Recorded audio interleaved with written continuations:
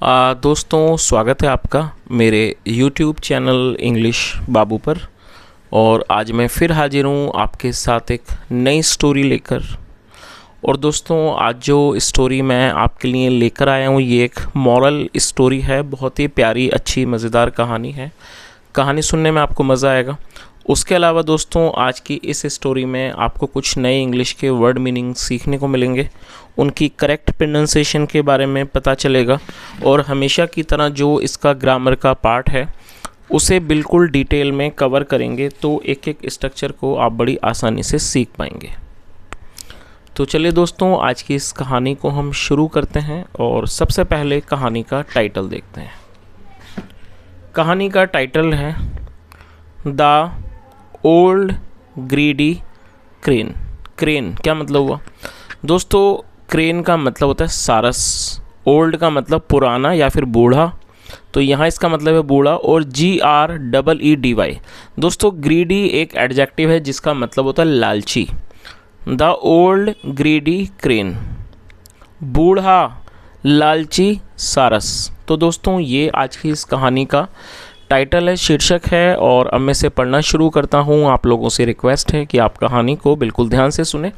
यदि आज की कहानी में आपको कोई नया शब्द या फिर नया स्ट्रक्चर मिले तो आप उसको नोट करें। और यदि कहानी पसंद आए तो लाइक भी ज़रूर करें। तो चलिए इसको शुरू करते हैं।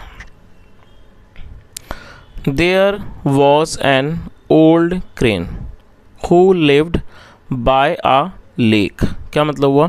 There was an old crane. दोस्तों, ये जो वाक्य है ये एक सिंपल पास्ट का वाक्य है। सिंपल पास्ट का मतलब होता है जब हम पास्ट में कोई ऐसा वाक्य बनाते हैं जहाँ पर वॉज या फिर वर्ब का इस्तेमाल हेल्पिंग वर्ब के रूप में किया जाता है, साथ में नाउन या फिर एडजेक्टिव को लेकर वाक्य बनाया जाता है।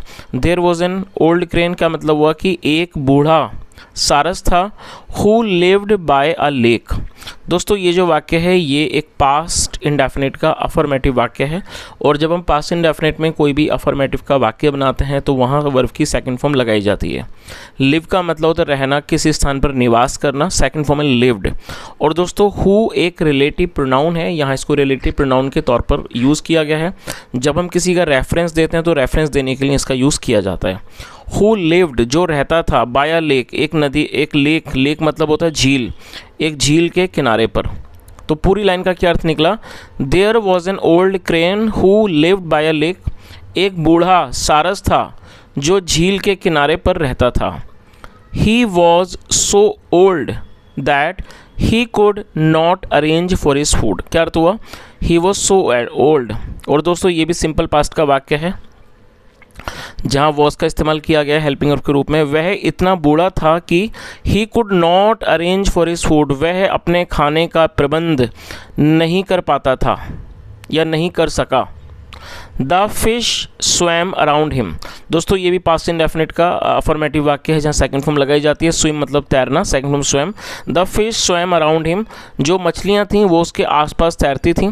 और दोस्तों, यहाँ देखिए एक छोटी सी बात आप ध्यान दें, यहाँ पे फिश लिखा है और यहाँ पर एक से अधिक मछलियों के बारे में बात हो रही है। तो दोस्तों, यहाँ जो जानने वाली बात यह है वो ये है कि जो फिश का प्लूरल नाउन है वो भी फिश होता है। तो यहाँ इसको प्लूरल के रूप में ही प्रयोग किया गया है। The fish swum around him, around मतलब आसपास, मछलियाँ उसके आसपास तैरती थीं।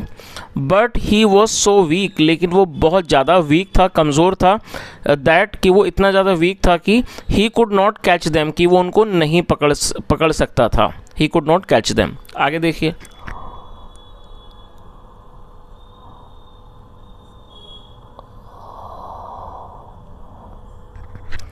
One day he was very hungry. और दोस्तों, ये भी सिंपल पास्ट का वाक्य है जहाँ पर वॉज का इस्तेमाल हेल्पिंग वर्ब के रूप में किया गया है। हंग्री एडजेक्टिव है जिसका मतलब भूखा। One day he was very hungry, एक दिन वह बहुत भूखा था। He had not had anything to eat 4 days together. और दोस्तों, ये जो वाक्य है ये पास्ट पजेसिव का परफेक्ट है। पहले आप ये समझ लीजिए पास्ट पजेसिव क्या होता है। पास्ट पजेसिव का मतलब होता है जब हम पास्ट में ये दिखाते हैं किसी के पास कुछ था या नहीं था। और ऐसे वाक्यों में हेड का इस्तेमाल किया जाएगा हेल्पिंग वर्ब के रूप में। और ये इसका पास्ट का परफेक्ट है, तो वहाँ पर जो थर्ड फॉर्म के रूप में भी हेड का ही यूज़ किया जाएगा। तो क्या अर्थ हुआ? He had not had anything to eat 4 days together. उसके पास कई दिनों तक खाने के लिए कुछ भी नहीं था। In total detection he set on the bank of the lake. और दोस्तों डिजेक्शन का मतलब होता है निराशा। इन टोटल डिजेक्शन का मतलब हुआ कि पूरी निराशा में ही सेट, वह बैठ गया on the bank of the lake. Lake bank मतलब किनारा, झील के किनारे पर वो बैठ गया। एंड बिगन वीपिंग, और रोने लगा। वीप मतलब रोना, और दोस्तों बिगिन की सेकंड फॉर्म में बिगन और ये फोर्थ फॉर्म में वीपिंग। एंड बिगन वीपिंग, रोने लगा। A crab who was passing by. दोस्तों क्रैब का मतलब था केकड़ा, और ये जो वाक्य है ये पास्ट कॉन्टिन्यूस का वाक्य है जहाँ पर वॉज वर्ब के साथ वर्ब की फोर्थ फॉर्म लगाई जाती है। पासिंग बाय का मतलब होता है कहीं से पास से होकर गुजरना। A crab who was passing by, एक केकड़ा जो वहाँ से होकर गुजर रहा था। हर्ड हिम क्राइंग, उसने उसे रोता हुआ सुना। And asked him for the reason, और उसने उससे कारण पूछा। आस्क फॉर मतलब पूछना, asked him for the reason, और उसने उससे कारण वजह पूछी। आगे देखिए,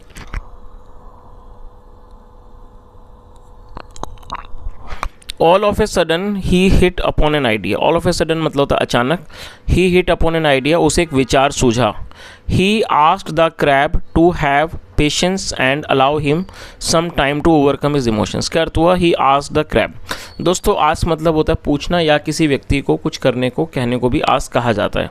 ही आस्क्ड द क्रैब, उसने क्रैब से, केकड़े से कहा, टू हैव पेशेंस, धैर्य रखने के लिए, एंड अलाउ हिम, और उसको अनुमति देने की, सम टाइम, कुछ समय की अनुमति देने की, to overcome his emotion. Overcome मतलब होता है किसी से उबरना, अपने इमोशंस पर, अपने मतलब जो उसके संवेदनाएं थी उस पर ओवरकम करने के लिए।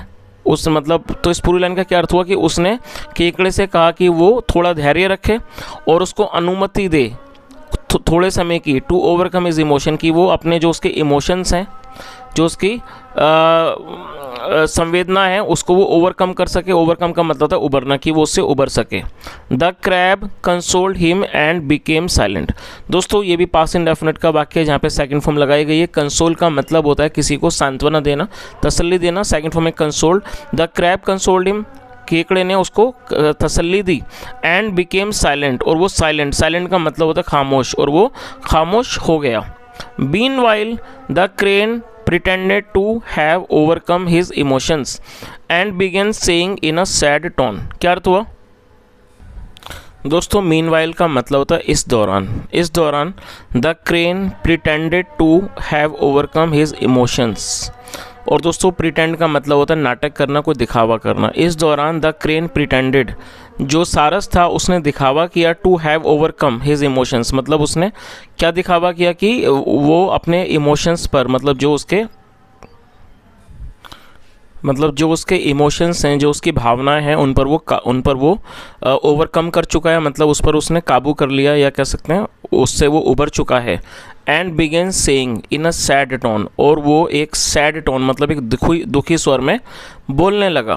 परहैप्स, शायद, you are not aware of the future of the aquatic animals of this lake. दोस्तों अवेयर का मतलब होता है किसी बारे में मालूमात होना, अवगत होना, किसी बारे में जागरूक होना। तो उसने क्या कहा? परहैप्स का मतलब शायद। उसने एक उदास स्वर में कहा कि शायद, perhaps, you are not aware, शायद तुम्हें नहीं पता है या तुम परिचित नहीं हो, तुम इस बात से अवगत नहीं हो, of the future of the aquatic animals. Aquatic का मतलब होता है पानी वाले, मतलब जो पानी वाले जो एनिमल्स हैं, पशु हैं, उनके फ्यूचर से, उनके भविष्य के बारे में तुम अवगत नहीं हो। ऑफ दिस लेक मतलब जो इस लेक के, इस झील के जो पानी वाले जानवर हैं, पशु हैं, उनके भविष्य से तुम अवगत नहीं हो। They will soon die without water, और दोस्तों दे का मतलब होता है वे या फिर वे लोग। जब सब्जेक्ट में एक से ज़्यादा लोग होते हैं तो दे का यूज़ किया जाता है, और ये एक प्लूरल नाउन है। They will soon die without water, वह जल्दी ही बिना पानी के मर जाएंगे। वॉट, क्या? द क्रैब एक्सक्लेम, जो क्रैब था उसने एक्सक्लेम किया। एक्सक्लेम का मतलब होता है किसी बात पर एक आश्चर्य प्रकट करना। यस, हाँ। द क्रेन सेड, सारस ने कहा, a fortune teller has told me that very soon this lake will go dry and all the creatures living in it will die. क्या अर्थ हुआ? A fortune teller. दोस्तों फॉर्च्यून टेलर का मतलब होता है भविष्य बताने वाला, भाग्य बताने वाला। और ये जो वाक्य है ये प्रेजेंट परफेक्ट का अफर्मेटिव वाक्य है। प्रेजेंट परफेक्ट मतलब होता है वर्तमान में किसी क्रिया का पूरा होना, पाए जाना। ऐसे वाक्यों में हैज़ या हैव का यूज़ किया जाता है हेल्पिंग ऑफ के रूप में, साथ में वर्ब की थर्ड फॉर्म लगाई जाती है। तो उसने क्या कहा?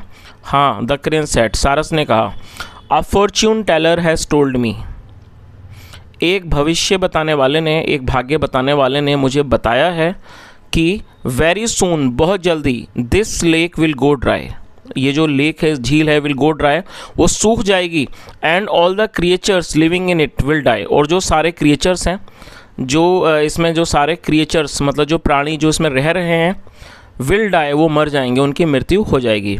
This thought of impending Doom, और ये जो थॉट है, जो विचार है, ऑफ इम्पेंडिंग डूम मतलब ये बढ़ते हुए विनाश का, has sunken my heart with grief, और ये दोस्तों ये भी प्रेजेंट परफेक्ट का वाक्य है, उसने मेरे दिल को, मेरे हृदय को, ग्रीफ, ग्रीफ का मतलब दुख, दुख से मेरे दिल को उसने डुबा दिया है।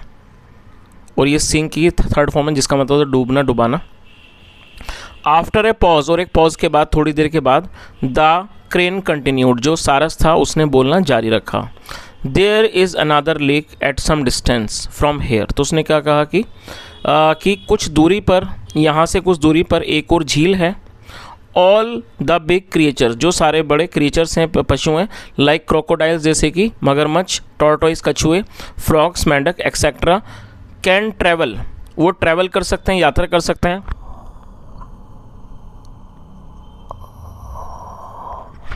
अप टू दैट लेक, उस झील तक वो जा सकते हैं, यात्रा कर सकते हैं। But I am worried about, लेकिन मैं चिंतित हूँ, अबाउट दोज, उनके बारे में, who can not travel by land, जो ज़मीन के माध्यम से ट्रैवल, यात्रा नहीं कर सकते, लाइक फिश, जैसे कि मछलियाँ। तो दोस्तों यहाँ तक आपको समझ आ गया होगा उसने क्या कहा कि मैं उनके बारे में चिंतित हूँ कि जो लोग मतलब कि लैंड, ज़मीन के माध्यम से ट्रैवल नहीं कर सकते, जैसे कि fish. They will die without water, वो पानी के बिना मर जाएंगे। दिस इज़ द रीज़न, ये कारण है, why I am so sad, कि मैं इतना ज़्यादा उदास हूँ। I want to help them, मैं उनकी मदद करना चाहता हूँ। चलिए आगे देखिए। All the creatures in the lake were dumbstruck to know the future of the lake, but they became very happy to know that the crane was ready to help them। क्या अर्थ हुआ? All the creatures, जब मतलब जितने भी प्राणी थे in the lake, झील में, were dumbstruck। दोस्तों dumbstruck का मतलब होता है हक्का बक्का रह जाना, आश्चर्यचकित रह जाना। जो प्राणी थे वो सारे हक्के बक्के रह गए। टू नो, ये जानकर, the future of the lake मतलब झील के भविष्य के बारे में जानकर। But they became very happy, लेकिन वो बहुत ज़्यादा खुश हो गए। बिकम मतलब होना, बनना, second form became, but they became very happy, वो बहुत खुश हो गए ये जानकर that the crane was ready to help them, कि जो सारस है वो उनकी मदद करने के लिए तैयार है। चलिए आगे देखिए। There is a big lake full of water a few miles away from here. तो उसने क्या कहा? There is a big lake. और दोस्तों ये भी सिंपल प्रेजेंट का वाक्य है जहाँ पर इसका इस्तेमाल हेल्पिंग वर्ब के रूप में किया गया है। There is a big lake full of water, एक बहुत बड़ी झील है, फुल ऑफ वाटर, पानी से भरी हुई। अ few miles away from hair, यहाँ से कुछ माइल्स दूर, कुछ किलोमीटर दूर एक पानी से भरी हुई झील है। I will carry such helpless creatures on my back. और दोस्तों हेल्पलेस का मतलब होता है लाचार। तो उसने क्या कहा? आई विल कैरी, और ये जो है वो विल है, कैरी मतलब ले जाना, ढोना। तो उसने क्या कहा? I will carry such helpless creatures on my back, मैं ऐसे जो असहाय या लाचार जो क्रिएचर्स हैं, प्राणी हैं, उनको अपनी पीठ पर, बैक मतलब पीठ, उनकी पीठ पर ले जाऊंगा। सेट द क्रेन, सारस ने कहा, एंड पुट दैम सेफली, और उनको रख दूंगा सुरक्षित रूप से, इन द बिग लेक, बड़ी झील में। आगे देखिए। Everyone in the lake agreed to this proposal. Agree मतलब सहमत होना, और ये सेकंड फॉर्म है। हर कोई जो था झील में, अग्रीड टू दिस प्रपोजल, वो इस प्रपोजल पर मतलब ये जो प्रस्ताव था उस पर वो राज़ी हो गया, सहमत हो गया। Now the crane started carrying one creatures at a time. अब जो क्रेन था, सारस था, स्टार्टेड कैरिंग, ले जाने लगा, one creature at a time, एक बार में एक प्राणी को वो ले जाने लगा, ऑन हिज बैक, अपनी पीठ पर। First he started with fish, और पहले उसने शुरू किया विथ फिश, मछलियों से, एंड कैरिड दैम, और उनको ले गया ऑन हिज बैक, अपनी पीठ पर।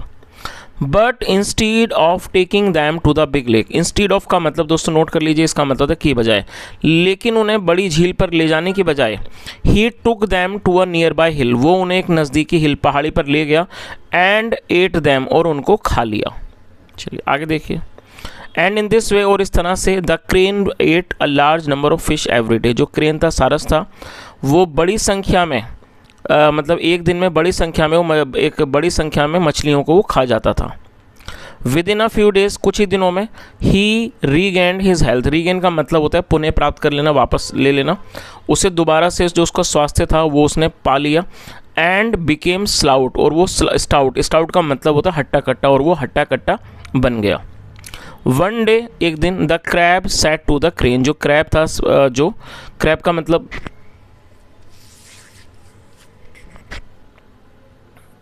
केकड़ा, जो क्रैब था, उसने क्रेन से सारस से कहा, फ्रेंड, दोस्त, you seem to have forgotten me. Seem मतलब लगना, प्रतीत करना, और ये फॉरगॉट की थर्ड फॉर्म है फॉरगॉटन, और ये प्रेजेंट परफेक्ट का ही वाक्य है। तो उसने क्या कहा कि दोस्त, ऐसा लगता है टू हैव फॉरगॉटन मी, कि तुम मुझे भूल गए हो। आई थॉट, मुझे लगता था, I would be the first one to be carried, कि मैं पहला व्यक्ति होऊंगा, टू बी कैरिड, ले जाने के लिए, टू द बिग लेक, बड़ी झील पर।